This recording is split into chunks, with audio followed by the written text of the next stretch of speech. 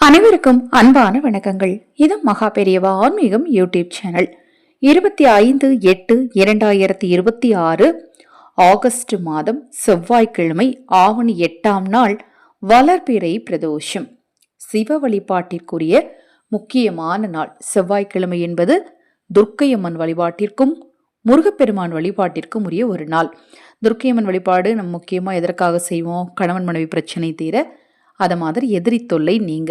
முருகன் வழிபாடு தீராத கடன் தீர, தெய்வ அனுக்கிரகம் கிடைக்க.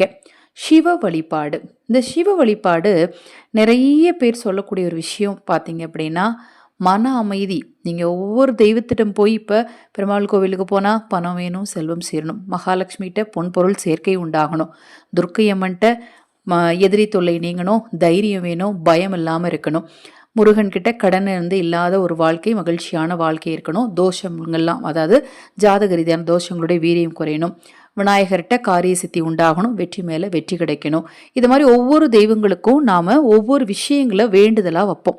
சிவனுக்கும் நம்ம நிறைய வேண்டுதல் வைப்போம். நம்ம எந்த சாமி நம்ம கண்ணு முன்னாடி நின்னாலுமே முதல்ல நம்ம கேட்குறத கேட்டுக்கிட்டே இருப்போம். நம்ம வாழ்நாள் முழுக்க நம்ம கேட்குறத கேட்டுக்கிட்டே இருப்போம். ஆனால் இது எல்லாமே முடிவடையக்கூடிய இடம்தான் மனம்.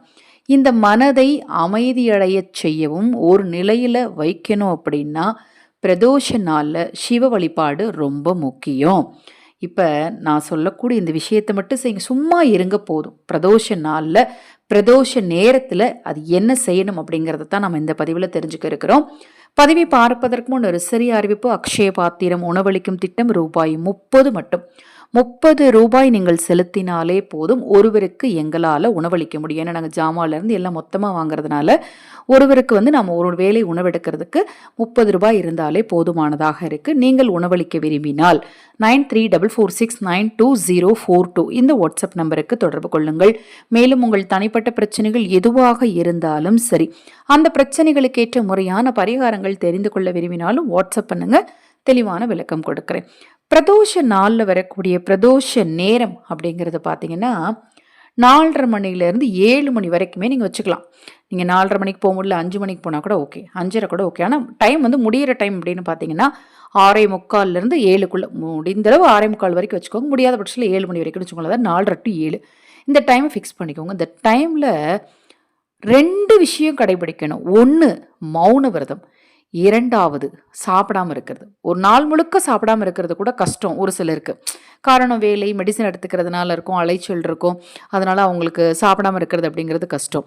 இந்த பிரதோஷ நேரத்தில் மட்டுமாவது எவனொருவன் உணவருந்தாமல் மௌன விரதம் இருக்கிறானோ அவனது வாழ்க்கையில் நிச்சயமாக மனத்தெளிவு உண்டாகும். மனத்தெளிவு உண்டாயிருச்சுன்னா ஆட்டோமேட்டிக்காக மன நிம்மதி கிடைக்க ஆரம்பிச்சிடும். மன நிம்மதி கிடைக்க ஆரம்பிச்சுன்னா எல்லா வேலையும் நம்ம சுறுசுறுப்பாக செய்ய ஆரம்பிச்சிடுவோம். சுறுசுறுப்பாக செய்யும் போது காரிய வெற்றி கிடைக்கும், பணம் கிடைக்கும், ஆடை ஆபரணங்கள் கிடைக்கும், செல்வம் கிடைக்கும், செல்வாக்கு கிடைக்கும்னு சொல்லிக்கிட்டே போகலாம். அப்போ மனதை ஒருநிலைப்படுத்த வேண்டிய ஒரு முக்கியமான நேரம் சிவதியானம் செய்யக்கூடிய பிரதோஷ நேரம். இந்த பிரதோஷ நேரத்தில் நீங்கள் சிவன் கோவிலுக்கு போனாலும் சரி, அல்லது வீட்டில் இருந்தாலும் சரி, மௌன விரதம் இருங்க, சாப்பிடாம இருங்க. இந்த 2 மட்டும் நீங்கள் செஞ்சாலே போதும். அதை தான் நான் ஒரே வார்த்தையில் சொல்லியிருக்கேன், சும்மா இருங்க. இந்த 2 மணி நேரத்தில் சும்மா இருங்க. சும்மா இருக்கும்போது கண்களை மூடிட்டு, இப்போ இந்த பதிவை சொன்னோடனே உங்கள் மனசில் தோணிருக்கும், சும்மா இருக்க சொல்லியிருக்காங்க. ஒரு கடத்துக்கு மேலே அதிகபட்சம் 2 மணி நேரம் டைம் இருக்குது. அதிகபட்சம் நேரம் ஆக எதுக்காக இருக்கிறோம்? இன்னைக்கு பிரதோஷம். யாரை வழிபாடு செய்யணும்? சிவனை. சிவனுக்கு ஒரு ஈஸியான மந்திரம் என்ன? ஓம் நம சிவாய. ஆட்டோமேட்டிக்காக நம்ம மனசுக்குள்ளே இந்த மந்திரமானது ஓட ஆரம்பிச்சிரும். நீங்கள் வாய் திறந்து சொல்ல வேண்டியதே இல்லை. உங்கள் மனசுக்குள்ளேயும் எண்ணங்களுக்குள்ளேயும் சிவனுடைய சக்தி உள்ள புகுந்து சிவமந்திரங்களை தானாக சொல்ல வச்சிரும். அப்படி தானாக உங்கள் உடம்புல இருந்து, உங்கள் மனசுக்குள்ளே இருந்து, எண்ண அலைகள்லேருந்து அந்த மந்திரங்கள் வெளியில் வரும்போது உள்ளே இருக்கிற கெட்ட ஆற்றல்கள் எல்லாமே வெளியில் போயிடும். அதனால் இந்த பிரதோஷம் மட்டும் இல்லைங்க, எல்லா பிரதோஷ நாள்லையும் இந்த பிரதோஷ நேரத்தில் நீங்கள் உணவருந்தாமல் மௌனமாக இருந்தால் இந்த வாழ்க்கையில் நீங்கள் எல்லா விஷயத்துலையுமே நிச்சயமாக ஜெயிக்க முடியும். இதை நான் சவால் விட்டே சொல்லுவேன். நீங்கள் ட்ரை பண்ணி பாருங்கள். நாளைய தினத்து பிரதோஷத்துலேருந்து இதை ஆரம்பிங்க. அடுத்த பிரதோஷத்தில் இதை தொடர்ந்து நீங்கள் செஞ்சு பாருங்கள். நிச்சயமாக உங்கள் வாழ்க்கையில் அற்புதங்கள் நடக்குங்க. இது போன்ற எண்ணற்ற தகவல்களை தெரிந்து கொள்ள தொடர்ந்து நம்ம சேனலை பாருங்கள். மகா பெரியவா அருளால் நல்லதே நடக்கட்டும்.